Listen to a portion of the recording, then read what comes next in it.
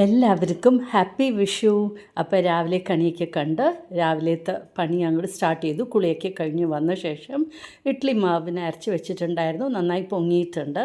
അപ്പോൾ സിമ്പിളായിട്ട് ഇഡ്ഡലിയും ചട്നിയുമാണ് രാവിലെ ഉണ്ടാക്കുന്നത്. അപ്പോൾ ഇഡ്ഡലി ഇതാ വേവിക്കാൻ വെച്ചു. ചട്നിക്ക് ഇത് അവിടെ നാളികേരമൊക്കെ എൻ്റെ സിമ്പിൾ റെഡ് കളർ ചട്നിയാണ് ഞാൻ ഉണ്ടാക്കിയത്. അപ്പോൾ രാവിലത്തെ നമ്മുടെ പണി എളുപ്പവുമായി. അപ്പോൾ രാവിലെ ബ്രേക്ക്ഫാസ്റ്റിന് ഇഡ്ഡലിയും ചട്നി.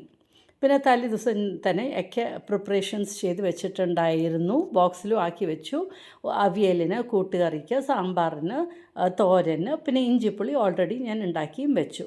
അവിയൽ ഉണ്ടാക്കാനായിട്ട് കഷ്ണങ്ങളൊക്കെ ഇതാ ചട്ടിയിൽ ഇട്ട് കൊടുത്തിട്ടുണ്ട്. അതിൽ മഞ്ഞൾപ്പൊടിയും ഉപ്പും വെള്ളവും ഒഴിച്ചു. പിന്നെ സാമ്പാറിന് ഇതാ വറുത്തും എടുത്തിട്ടുണ്ട്. അത് കഴിഞ്ഞിട്ട് കൂട്ടുകറിക്ക് കടല വേവിക്കാനും വെച്ചു, കഷ്ണങ്ങളും ഇതാ വേവിക്കാനായിട്ട് വെച്ചിട്ടുണ്ട്. അതിലും മഞ്ഞൾപ്പൊടി, മുളക് പൊടി, ഉപ്പും വെള്ളവും ഒഴിച്ചിട്ടാണ് വേവിക്കാൻ വെച്ചിരിക്കുന്നത്. അപ്പോൾ കഷ്ണങ്ങളൊക്കെ വെന്ത് വന്നുകൊണ്ടിരിക്കുകയാണ്. ഇനിയിപ്പോൾ ഇതാ കടലയും വെന്ത് കിട്ടിയിട്ടുണ്ട്. അവിയലിന് ഇപ്പോൾ നാളികേരം, ജീരകം, പച്ചമുളക് ഒന്ന് ആദ്യം ചതച്ചെടുക്കാം. എന്നിട്ട് ഇതിൻ്റെ കൂടെ ഞാൻ തൈരും പിന്നെ കരിവേപ്പിലയും ആഡ് ചെയ്ത് അതും ഒന്ന് ഇതാ അരച്ച് വെച്ചിട്ടുണ്ട്. നമ്മുടെ വെജിറ്റബിൾസൊക്കെ വെന്തിട്ടുണ്ട്. നമ്മുടെ അരച്ച പേസ്റ്റ് ഇനി ഇതിലേക്ക് ആഡ് ചെയ്ത് കൊടുക്കാം. എന്നിട്ട് നന്നായിട്ടൊന്ന് മിക്സ് ചെയ്ത് കൊടുക്കാം. ഉപ്പൊക്കെ പാകത്തിനുണ്ടോ എന്ന് നോക്കുക. പിന്നെ ഫൈനലി ഇത് നന്നായിട്ട് മിക്സായ ശേഷം നമുക്ക് കുറച്ച് കരിവേപ്പിലയും അതിൻ്റെ മുകളിൽ കുറച്ച് വെളിച്ചെണ്ണയും അങ്ങോട്ട് ഡ്രിസിൽ ചെയ്ത് കൊടുത്തു. അങ്ങനെ നമ്മുടെ അവിയൽ റെഡി ആയിട്ടുണ്ട്. ഇപ്പോൾ നമ്മുടെ കൂട്ടുകറി അവിടെ ആയിക്കൊണ്ടിരിക്കുന്നുണ്ട്. അപ്പോൾ അവിയൽ റെഡിയായി. കൂട്ടുകറിയും ഇതാ വെന്ത് വന്നു. ഇനിയിപ്പോൾ അതിലേക്ക് നമ്മുടെ കടല, വേവിച്ച് വെച്ച കടല ആഡ് ചെയ്ത് കൊടുത്തു. പക്ഷേ ഇത്രയും വെള്ളം വേണ്ടിയിരുന്നില്ല, വെള്ളം കൂടിപ്പോയി. സാമ്പാറിൻ്റെ കഷ്ണവും അടുപ്പത്ത് വെച്ചിട്ടുണ്ട്. അതിൽ മഞ്ഞൾപ്പൊടിയും ഉപ്പും ഇട്ടിട്ടാണ് ഞാൻ പാലട പായസമാണ് ഉണ്ടാക്കാൻ പോകുന്നത്. വെള്ളം തിളപ്പിച്ച ശേഷം ഒരു 3/4 കപ്പ് പാലട ഇട്ട് അടച്ചും വെച്ചു. കൂട്ടുകറിക്ക് നാളികേരം, ജീരകം, വെളുത്തുള്ളി, ഉള്ളി, മഞ്ഞൾപ്പൊടി, പെപ്പർ പൗഡർ അരച്ച് ഒരു കോഴ്സ് ഗ്രൈൻഡ് ചെയ്ത് അത് ആഡ് ചെയ്ത് കൊടുത്തു. എന്നിട്ട് നന്നായിട്ട് അങ്ങോട്ട് മിക്സ് ചെയ്ത് കൊടുത്ത ശേഷം ഒരു നുള്ളു ശർക്കരയും ആഡ് ചെയ്ത് കൊടുക്കുക. നമ്മുടെ സാമ്പാറും അവിടെ തിളച്ചുകൊണ്ടിരിക്കുന്നുണ്ട്. അപ്പോൾ ഞാൻ പരിപ്പ് ആഡ് ചെയ്ത് കൊടുത്തു. പരിപ്പ് വെന്ത് കിട്ടി, അപ്പോൾ പരിപ്പ് ആഡ് ചെയ്ത് കൊടുത്തു. നന്നായിട്ട് മിക്സ് ചെയ്ത് കൊടുക്കുകയാണ്. അപ്പോൾ സാമ്പാറിൻ്റെ കഷ്ണമാണ് അവിടെ. എന്നിട്ട് സാമ്പാറിന് നമ്മൾ വറുത്തരച്ച സാമ്പാറാണല്ലോ, അപ്പോൾ അതും അരച്ച് വെച്ചിട്ടുണ്ട്. പുളി പാകത്തിന് പിഴിഞ്ഞ് കൊടുത്തു.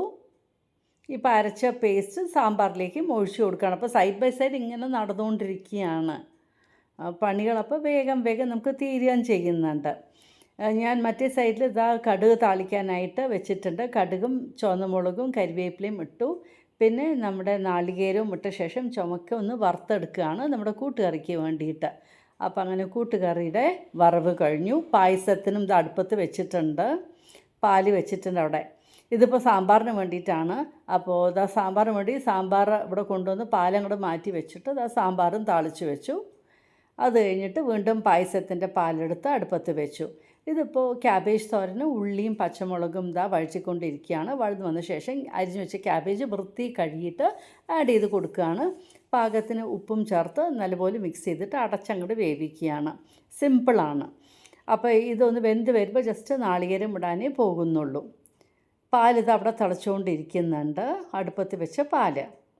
ഇപ്പോൾ നമ്മുടെ ക്യാബേജ് ഒന്ന് വെന്ത് വന്നിട്ടുണ്ട്. അത് നാളികേരവും ആഡ് ചെയ്ത് കൊടുത്തു, മിക്സ് ചെയ്ത് കൊടുത്തു. അങ്ങനെ നമ്മുടെ ക്യാബേജ് തോരൻ റെഡിയായി.